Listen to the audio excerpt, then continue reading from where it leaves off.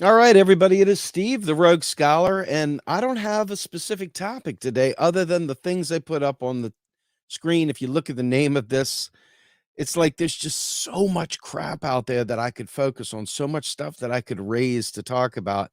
And I figured that there's kind of I don't know if it's a great stream per se, but it's definitely a series of things that you watch the way people follow these breadcrumbs and the results they come up with are amusing to say the least. So, I was watching today on the Hill and Rising as Bree Joy Gray took on the national debt and the debt limit and stuff like that. And I'm not going to play the clips because, you know, everybody doesn't know this stuff, but Bree has a huge audience. And I'm available at any given time to have talked to her, to shed light on the subject, to be a guest, to do whatever. Um, Talk offline, privately, doesn't matter. But on Rising, she talked about how the national debt was unsustainable. And she talked about how, it was concerned about who we owe. And it was just wild to see somebody who has been around some MMT folks, but still believes the national debt is a thing. But she's not unusual. She's average. She's rank and file with the rest of the pundits out there, be it alternative media or regular mainstream media. They get the debt ceiling incorrect. They get the concept of the national debt incorrect. That fundamentally don't understand how money works, do not understand the fundamentals of federal finance, do not understand the world in which they live in because they do not understand how the financial system works. As a result of not understanding how the financial system works, suddenly crazy takes become the norm because everybody listens to their favorite people. And when those favorite people don't understand economics, like for example, last night on Status Quo, I was explaining about once again the national debt. And somebody said, "Oh, Richard Wolff is really good on the national debt, really good on this MMT thing." And I'm like, what the fuck? Like, I think to Star Trek and I think of Bones, talking to Jim Kirk, and Kirk's like, "Hey, can you show me how to play Parcheesi?" And you can see him saying, "I'm a doctor, not a board game guy," right? Why is it that Richard Wolff can't say, "Hey, I am a Marxist economist that focus on microeconomics. I don't understand macro. Talk to my friends over here." Why can't he refer you to the experts in that field? Why does he feel compelled to mislead this huge audience he has? Once again, speaking past his point of knowledge. This is a universal problem. The ego doesn't allow people to say, "I don't understand. I don't know about this. It doesn't make sense to me. I'm not sure I'm right. Can you fact check me?" Instead, they just go out there and say things. Suddenly, Richard Wolff is telling people that the United States government borrows from corporations. You can't make this up. Literally, he went out there in front of his huge audience telling people that the United States federal government borrows from corporations. The national debt. Let's get this straight. There are several ways we can get money into the system. And when you drill down deeper and you look at federal spending, the Treasury can create greenbacks, the mint can create coins, and the bank, the central bank, the United States Federal Reserve, can create Federal Reserve notes. Okay. Those Federal Reserve notes have interest on the reserves that they create. The United States government pays interest on reserves. There is a limit to how many greenbacks can be spent into the economy a year if they want to. I think it's something like 300 million, which isn't enough to make a dent in society because the law that governed greenbacks was written back during the time of Lincoln. Okay. But when you look at what the national debt is, the dollar is a unit of account and it equals debt. So when the fucking government spends money into the economy through the central bank, it creates a dollar reserve, an interest-bearing dollar reserve. That right there creates the debt. The national debt is the sum total of every untaxed dollar in the economy. And so what the government does is, by law, it sells bonds when it spends new money. It doesn't need to. This is an anachronism. An anachronism is when they say something that's no longer relevant, something that maybe was something back before Methuselah, okay? Something that's irrelevant today. Well, selling bonds is not required. It's required by law, but it doesn't serve an actual purpose in terms of financial.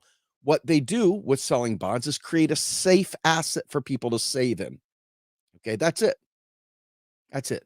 And so I've said this countless times, but for those big platforms that want to talk about the national debt incorrectly, by the way, and spew it to huge audiences and mislead millions of Americans, mislead them all over the place, chasing their tail about a fake, fraudulent national debt. Well, shame on you. The answers are there. You just have to check your ego at the door. Okay. The truth of the matter is that when China buys goods and services with the United States, they have a whole bunch of US dollars. What the fuck does China want with a bunch of US dollars? Now, it can trade those dollars for a currency that it wants to save in, or it can do what it frequently does, and that is buy US treasuries with its US earnings, with its US dollar earnings. And it puts them in there. Why? Well, if they earn 1.5 points of interest on that money, and you put $1 trillion into treasuries or into these bonds, 1% of interest on that is huge, right? Huge. But we don't owe them money. It's not like we're borrowing their money. Okay. And every dollar of interest paid is not paid for by taxpayers. They're already pre-funded. They already know if this is a 3-month treasury note, we're going to go ahead and budget the money aside for the additional 3 months of interest at the agreed upon rate. That is not passing on debt to our grandchildren. And yet that's the narrative. The narrative is, hey, they're going to go ahead and sell our country out to China, to Russia, to Iran, to some other place. And they play on those right-wing fears. And all of a sudden, people are like, oh my God, the debt is unsustainable. We've got to reduce the deficit. We got to cut spending. We got to do whatever. Folks, national debt. When the government spends money and creates deposits through the Federal Reserve, when it writes a bill, once it says, yes, we're going to do this, every single time Congress spends, it is new money. It's never reused. It's new money. And look at this. I want you to see this. 64,000 views of Richard Wolff at Democracy Now! Fucking 64,000 views of an incorrect statement of U.S. government literally borrowing from corporations. I'm not joking. This moron, and you can love him, you can spoon him, you can fucking invite him over for Christmas dinner or Hanukkah, whatever. He might even be a fucking killer bowler. Dude might be able to play mean jarts or lawn darts or whatever, but he is a terrible macroeconomist. And yet every one of these lefties bring Richard Wolff out there, trot him out like a trophy, and say, talk to us, Richard. Tell us all about MMT. But Richard Wolff doesn't understand MMT at all. At all. Like zero. Zero. And yet,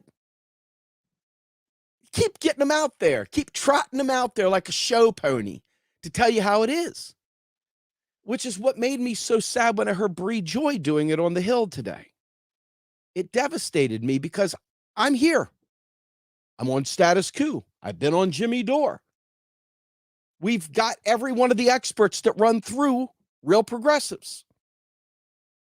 If you don't think that I can control myself on that show, then I can certainly talk offline behind the scenes. I don't have an ego. I don't care.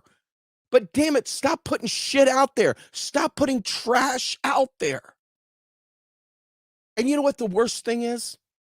Well-meaning people, decent people that have developed some weird hero worship for Wolf and others like him. Rather than ask, oh my God, what is this thing that I'm getting wrong? What is he getting wrong? And then you explain it to them. They say, oh, wow, you're right. He is wrong. Rather than that, they just say, Richard Wolff was trained at Yale. Richard Wolff is an acclaimed economist. Show me your credentials.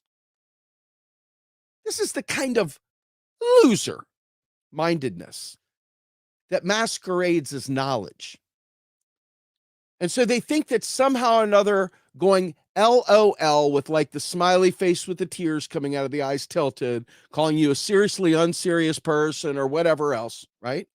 Every time they do this shit, they think somehow or another they're close to the truth, that they got the truth because their hero worship of this person is greater than truth. And it's shameful, folks. If you're one of those people that does that, shame on you. That's it. Moving on. Now, one of the challenging things is splitting the debt ceiling conversation with the national debt conversation. They're two totally different animals. Okay? The debt ceiling is all about the annual budget. It's all about the amount of quote unquote debt that had been approved for that year's spending. And all that they do with these things is they fundamentally forget that 20, 30, 50, 100 years ago, somebody wrote a bill that included what we call an automatic stabilizer.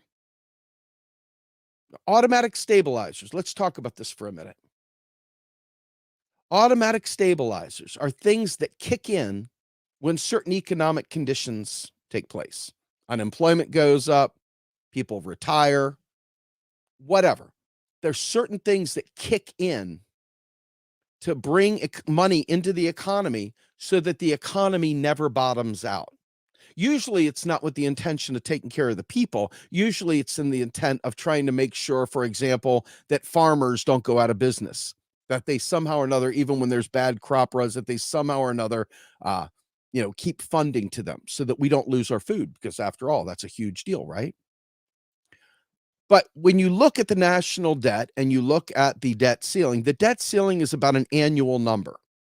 It's about a budgetary number. It's an arbitrary number set by Congress at the beginning of the year when they approve a budget, and then the debt that accumulates over the course of the year, which is things that were already promised.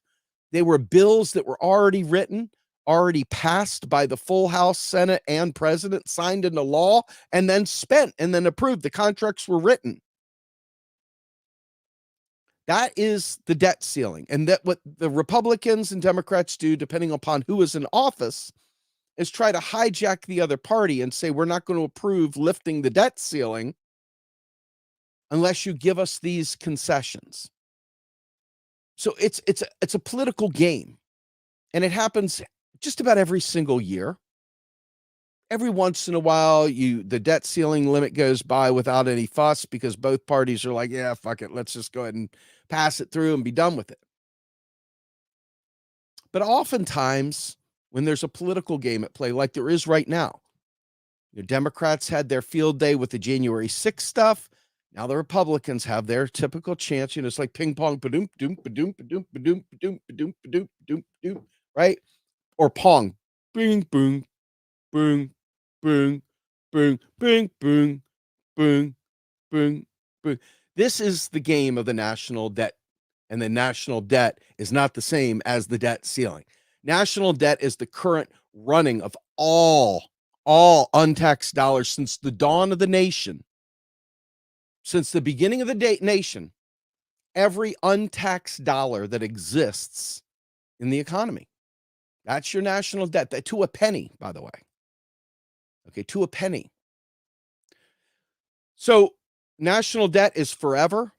Debt ceiling is just this annual budget this year. That's it. So there, we've talked with Ray about minting the coin. And to Bree Joy's credit, she brought up minting the coin. And she, did a pretty decent job of covering at least the coin. But then right on the heels of talking about the coin, she said, while that's all fine and well, and MMT says this, that, and the other. And by the way, within the MMT community, there are those who would say that minting the coin is nothing but a gimmick. And then there's those on the other side of that are champions of mint the coin that are say, yeah, it may be a gimmick, but it's an intentional gimmick that shuts down this idiotic debate once and for all. Okay. So anyway, long story short, the debt limit is something that will be debated until we mint a coin or finally tear the fucking curtain back and show you that the Wizard of Oz is a tiny little man. Okay, with, he's probably an incel, right? Hiding behind the curtain, raging all about, and you find out he's a little tiny imp, Mr. Kazoo from the Great Kazoo from Flintstones or something like that, right? I don't know. But the fact is that it's a stupid thing that they purposely use. And the reason why the Democrats won't expose it and kill it is because they know when the Republicans are in there, they want to be able to do the exact same fucking thing. And by the way, thank you so much, Double K. I did not realize this, but she just gave us a nice, big old fat $50, $49.99 super chat. And all I can say is thank you so much. Let me put that up on the screen. Went by without my notice. So thank you so much. Anyway, with that said, okay, the national debt being the sum total of every untaxed dollar from the dawn of time, okay, from the dawn of the country, okay, we have never once had a problem with the national debt because it's not debt like you and I know. You and I, like I take out a $500 credit card payment. All of a sudden, I've got bills coming up. It may not be much. It might be $10 a month, $50 a month. Who knows? Whatever it is. If I can't pay that, then they're going to come after me with fines, fees, and penalties. And eventually they may take me to court. Okay. But for the government, it creates currency. So it's its own debt. It creates debt on purpose. We shouldn't call it debt, but it is debt. The only reason why it feels weird to call it debt is because debt to us, we're peeling from a very, very finite pool of money we've earned or maybe little interest we've earned somewhere or whatever. Federal government creates the money it spends on interest payments. The federal government creates the money brand new every time to pay its bills. The federal government creates new money every time it pays the national debt, which is nothing more than the people. China rolls up big bucket full of dollars. They're like, what the fuck are we going to do with this? We use yuan over there in China. We don't use dollars. Although if you go to the Beijing or you go to the Forbidden Temple and all the other stuff, you can find vendors and stuff that will take dollars just as quickly as they will Chinese money. I think it was 7-1 back when I went to China. But the point I'm making is that China knows it doesn't need these US dollars, not in the way we think we do. And so they park them, they buy treasuries with the money they earned. We didn't borrow it from, they earned that money. They earned that money doing business with our country. And they're sitting there with a big fat wad of US dollars. Like, what do we do with this? Well, let's earn a freaking 1% interest on it. And they throw it in, buy bonds. That's it. That's it. Do you understand what I'm saying? That's it. If you say something other than that, why? Why would you say something other than that? Why would you Go in front of 64,000 people, Richard Wolff, and tell them that the United States federal government borrows from corporations. And the worst part is, fellow travelers will hear Richard Wolff, and those dumb fucks will sit there and say, well, Richard Wolff said that the national debt, the U.S. government is in debt to corporations and it borrows money from corporations. And you're like, Jesus Christ, you mean in order for me to be part of your lefty little party, I've got to be stupid too? You mean the left has to be dumb to be solidified, to have solidarity? We all have to flush our brains down the toilet of the knowledge we have, adopt this moronic position that the United States government borrows from corporations in order to be acceptable. Oh, well, now he's in the know. Oh, shit, you heard him. Yeah, he just said what Richard Wolff said. Richard Wolff said fucking borrowing from corporations. I mean, if there was ever a derp meme where the eyes are going different ways, let it be a Richard Wolff one. Let it be a fucking Richard Wolff one. And those people that share it around and shoot you down without asking about the concept, without talking through it, they just, I'm defending Richard. I can't possibly hear anyone say anything that doesn't say what Richard says. Those people, that's embarrassing to be that much of a simp, to be that much of a fanboy, to be that unintelligent. I don't know. What would you call it? To be that ignorant? I don't know. To be that sycophantic? I don't know. But I do know this. This leads me to electoral politics. You know, on my journey from the right wing to socialism, one of the things that I had to do was literally delete a Master of Business Administration, a Master of Science. I had to delete so much shit from my brain. And I had to delete almost every aspect of things I've seen to be able to buy into the belief that we can vote our way to progress.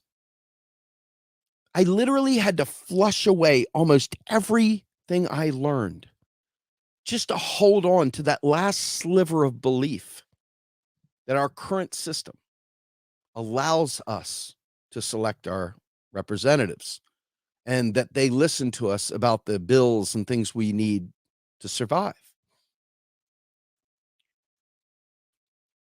I know what I believe now, and I've put it out there for years. Number one, I don't believe that we can vote our way there. I also don't believe we're ready for revolution.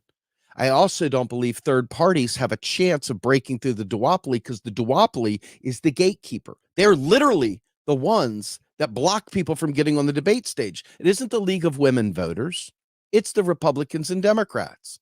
And by what measure would they ever choose to allow a third party on the stage with them, except for the fact that they think the third party would be so embarrassingly dumb that maybe it wouldn't hurt them, but otherwise they're going to protect their interests. They are the gatekeepers.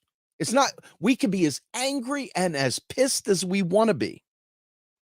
But unless we're willing to take real, honest, direct action, and I'm not going to specify what that direct action is, but you can use your own brain to realize that sitting back, door knocking, phone banking, donating, cheering on a candidate every 2 years, 4 years, whatever, hasn't exactly been what you call a successful way of getting the progressive agenda forward. Would you agree? I hope so, because you have no evidence to suggest that a progressive agenda has in any way, shape, or form taken hold. You know, I look at this and I say to myself, if you want to be honest, we don't have access for a third party to really be viable within this space, the current system as it's structured. This is not a don't go third party. I would go third party before I would go duopoly, but I'm telling you that a third party doesn't even get the opportunity to get the television time. They don't even get to be on the ballots. I've said this. I'm going to keep saying it. God, I hope someday this man, before he passes away, hears that I'm talking about him. But Addie Barkin literally celebrated the fact that the Green Party was kept off the ballot during the 2020 election. Celebrated this shit. Absolutely celebrated it. But the reason why is because judges are appointed by parties, by governors, by elected reps within their parties. Everybody knows who the donor base is that got them into power. And instead of being courageous and willing to be one-termers and be fired later or whatever and stand on truth and be honest, they cater to who put them in power, which is the donor class, which is the capital class, which is the real owners of society right now. And it doesn't have to be that way, by the way, but it is. And make no mistake about it, it's very deeply entrenched. We talk about the deep state. Well, the deep state is just non-elected people that have been careerists in the government that have access to privilege, whether it be the CIA, whether it be other department heads, just the workings of the government. So you've got the parties that are corporations that have no legal responsibility whatsoever to quote unquote voters or to have a real primary of any variety. Zero. They have zero legal requirement, even though they have a stranglehold, a duopoly hold on the electoral process. They have absolutely no requirement for you, the people that would be governed, to have a say-so in who the representatives will be. They have every right as a corporation to select their reps. And because you've got simps out there that will deride you for not voting for one of these duopoly parties, you will then in turn, if you're a normie, will turn voluntarily vote for the trash hand puppet they put up there. I assure you, you have not seen a single president, not in our lifetime anyway, who has really truly championed the people. Even Obama, when he said he was going for health care, what did he do? Before they even began negotiating, he had already pulled the public option. Why is that? Because they are not there to serve. This is not meme worthy. This is not just some sort of Coolio thing. I'm telling you the facts.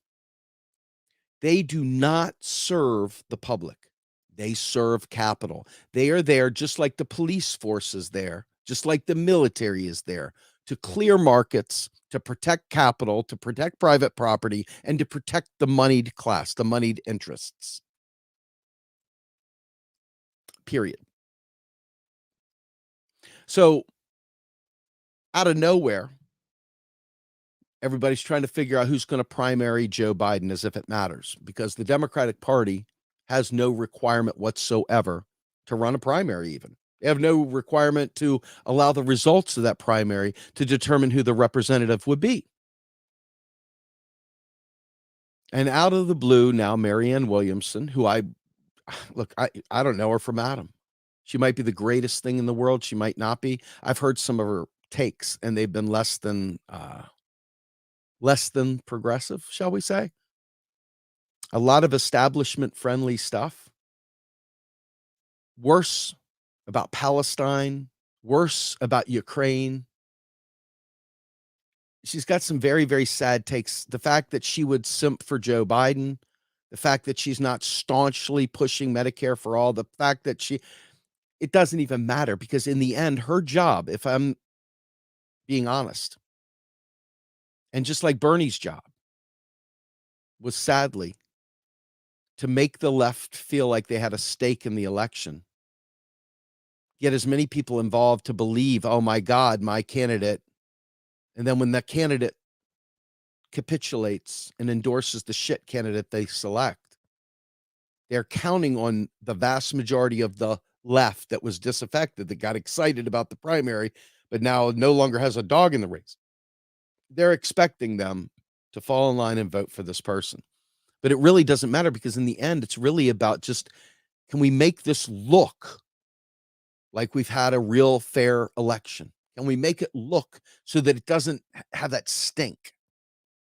Well, you see how many elections have been contested lately. And it has nothing to do with whether or not it's valid or not. The intent is because we are already starting to see cracks in the integrity of the system.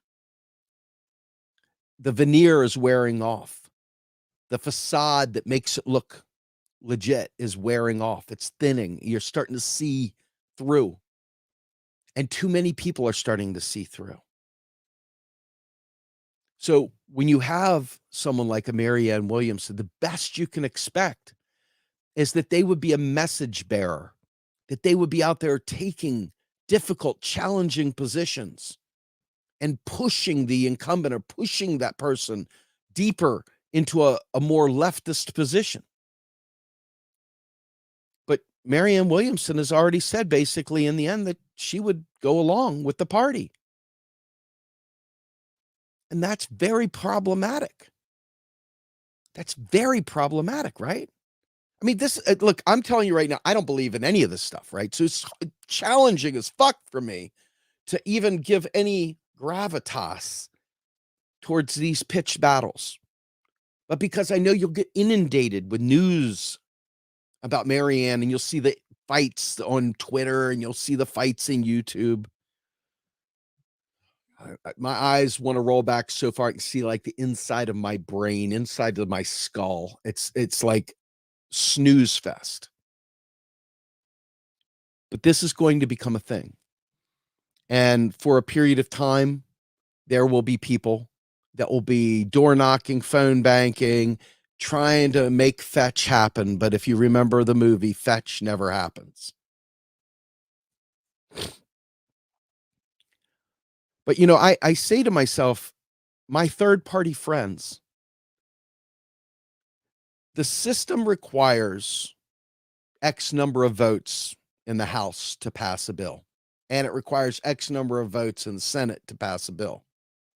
And then the president gets that bill and gets to veto or sign it, right? If you're a third party and you get three people, miraculously get three people into Congress, they have to manage within that system. They're not going to be on any platforms. They're not going to be on any committees. They're not going to be leaders in that sense. And they're largely going to be stuck voting on bills that Republicans and Democrats put forward. It won't take long to realize that nothing fundamentally changed at all, even then.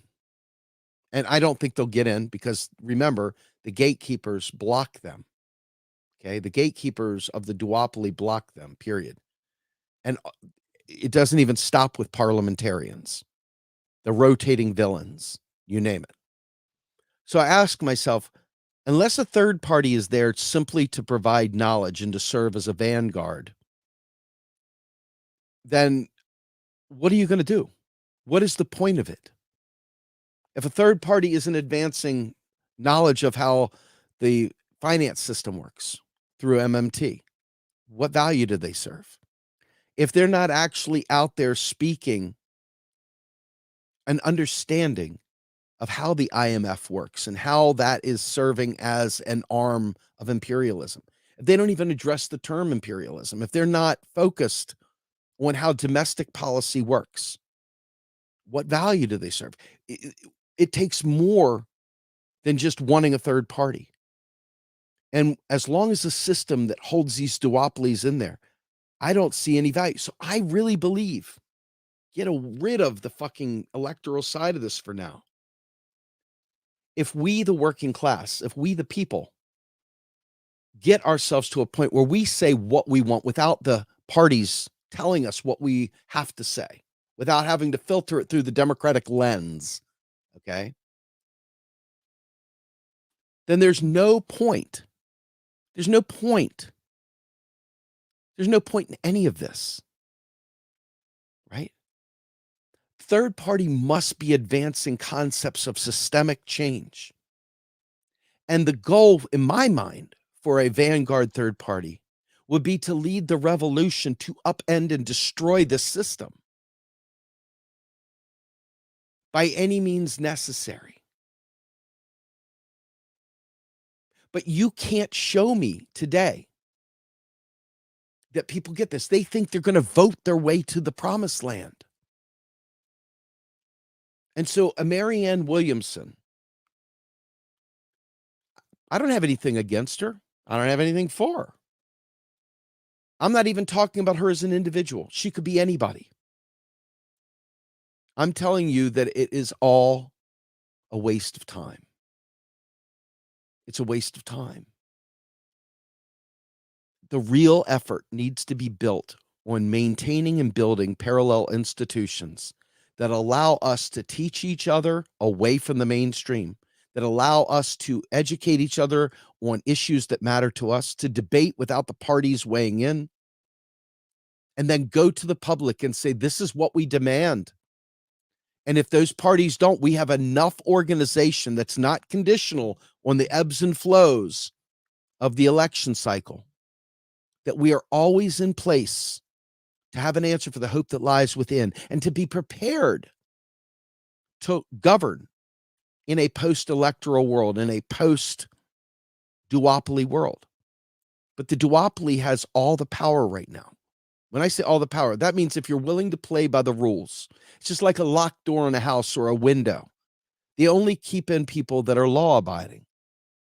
People that are willing to break and entering and go through your front door and break your window, it's not going to stop them. Okay? So in my mind, we need to be focused on educating each other because we've been lied to. It's almost like we need an anti-cult or a cult deprogramming group to help people withdraw from the duopoly, to help people withdraw from the mainstream media, to help people withdraw from the lies they've been told. There are people that know the truth, heard me say this for 7 years, and still believe the establishment narratives. I'm not joking. They still believe the establishment narratives. They still believe the establishment framing, and they still believe that if they vote a few more people in, wow, change will occur. See, I think the hardest thing to realize is that we're overmatched. And when I say overmatched, I'm not saying we don't have any options.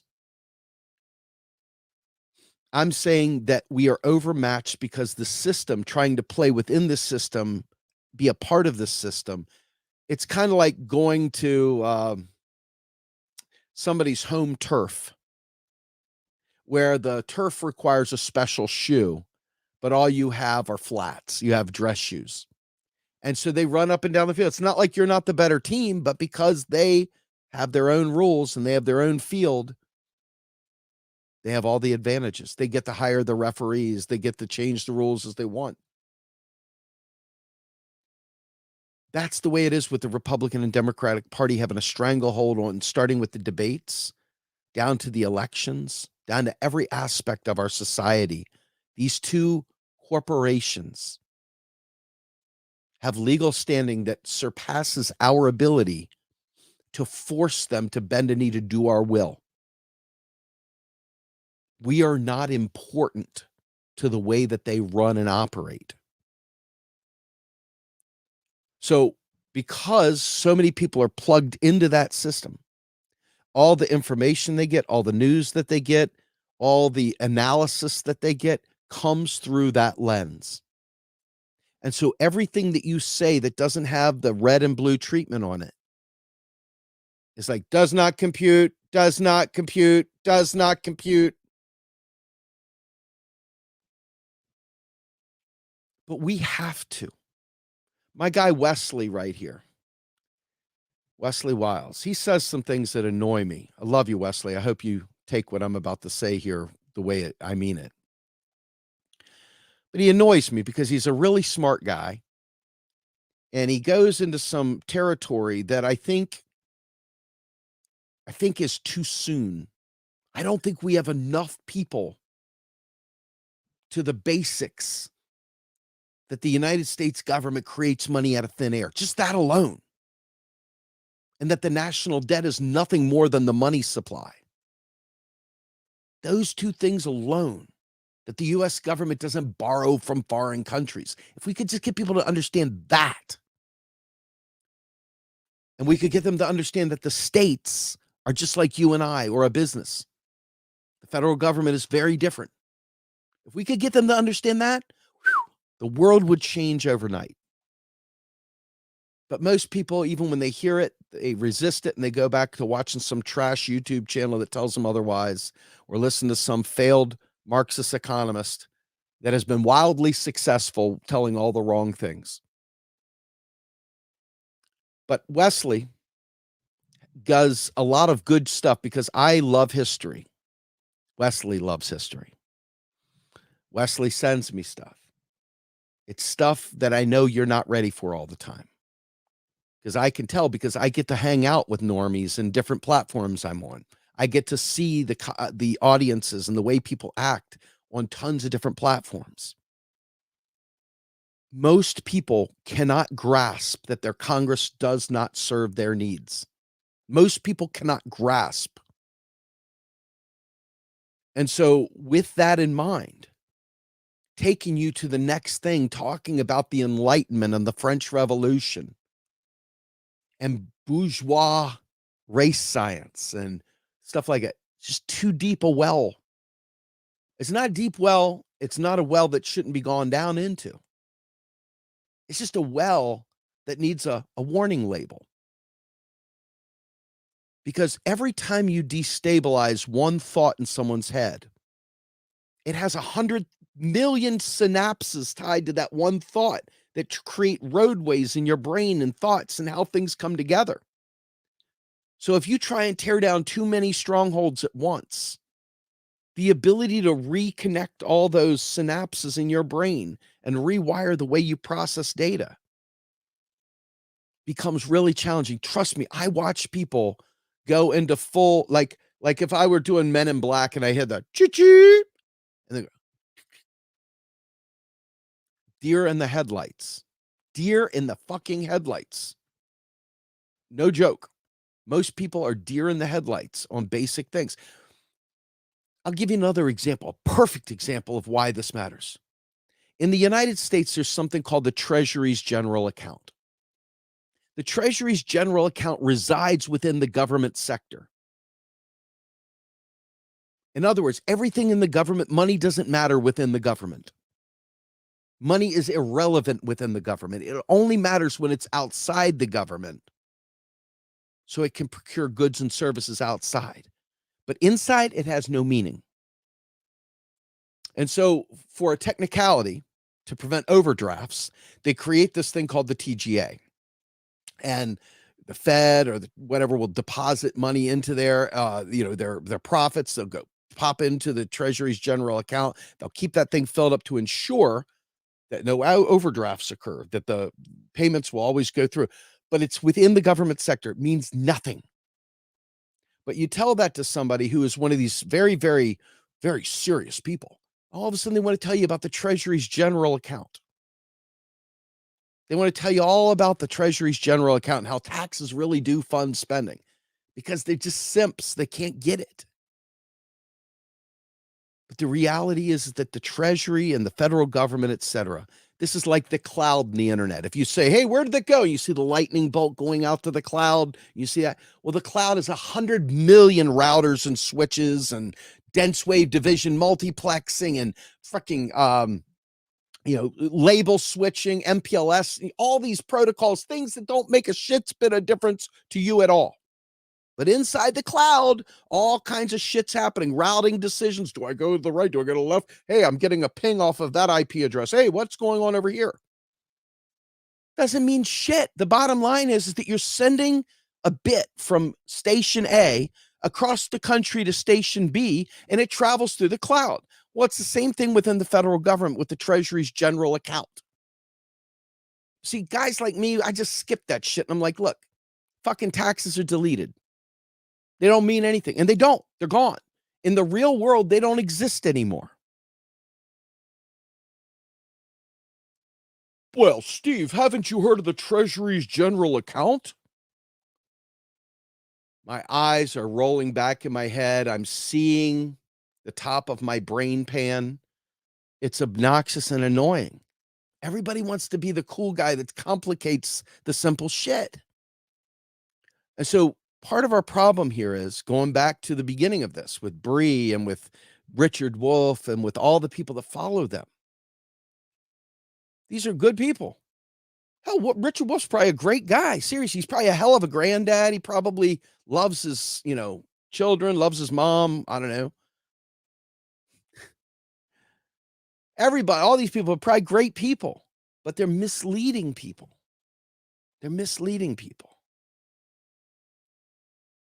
And so with that, I just want to state for the record, I won't be supporting Marianne Williamson. I won't be supporting Joe Biden.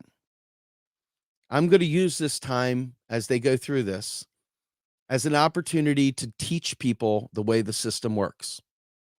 I'm not going to get amped up. I'm not going to get emotional. I'm just going to simply focus on the myths and legends that are being presented to us each and every day. Because we need a vanguard. It doesn't need to be a third party that joins in the electoralism. We need a vanguard. We need a vanguard that will help bring about the change we need in this country. A workers' revolution with a modern flair. The days of Eugene V. Debs are over. We have a different society. Everything's different. The material conditions are different. Everything about today is different than yesterday. And for those people that are digging into Marx, remember, Marx was scientific.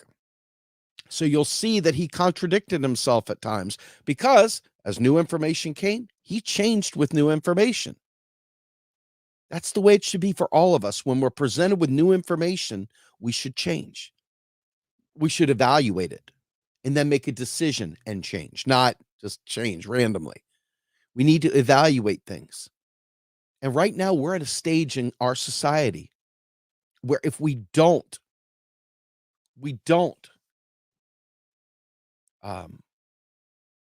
have a chance if we don't distract, pull away from these lies and educate ourselves. So to me, the way forward is to educate the people, to continue to build institutions with mutual aid, legal aid. People need to understand the law, and they need to understand what's possible, and they need to understand tactics and how to change it. But unfortunately, the vast majority of people would rather go to TikTok. So with that, it's 12:58 my time. I got to get back to the day grind. But I hope that you all will stop listening for infotainment purposes and think with me, talk with me. Let's work together to find a way to get some strong people, some people that believe in building parallel institutions. And let's start working together, please. People that are willing to do things, not people that are willing to type and shit.